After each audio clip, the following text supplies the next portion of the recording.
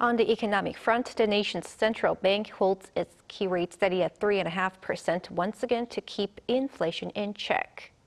Our finance correspondent Moon Hye-ryeon explains. South Korea's central bank kept its benchmark interest rate steady at 3.5% as widely expected. The decision was announced on Thursday following a monetary policy committee meeting. Due to supply chain risks posed on global oil prices and continued high consumer costs, slowing inflation will not be easy.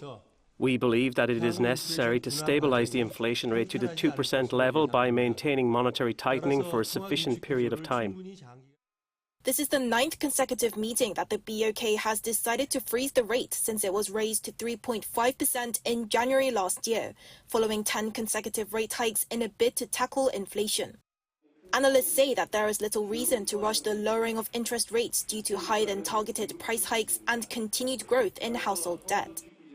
Last month, on-year growth in consumer prices fell to the 2% range for the first time in 6 months, but at 2.8%, it remains above the 2% target. It is also unlikely that the BOK will cut interest rates ahead of the United States, with the current key interest rate gap between the two countries at its largest ever at 2 percentage points. Local experts believe that the central bank could ease their monetary policy in the second half of the year, provided the Federal Reserve's pivot policy takes effect in June as currently predicted. Meanwhile, the BOK also maintained its economic growth outlook for this year at 2.1%, as well as the inflation forecast at 2.6% as set last November. A rebound in exports offset sluggish domestic demand, with the country seeing the biggest surge in overseas chip shipments in 6 years last month. The goods account surplus is projected to reach $52 billion this year, driven by the ongoing recovery in the semiconductor sector. But there is still a high level of uncertainty around economic conditions to come. Right now, there seems to be an increased demand due to more demand because higher use of AI.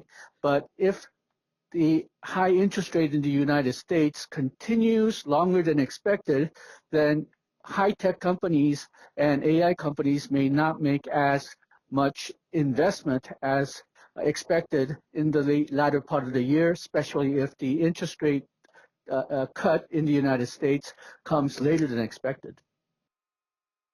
Going forward, the BOK says that it will continue to assess domestic and external economic uncertainties and maintain its restrictive policy stance until it is confident that inflation will converge with its target level. Moon Hye-ryeon, Arirang News.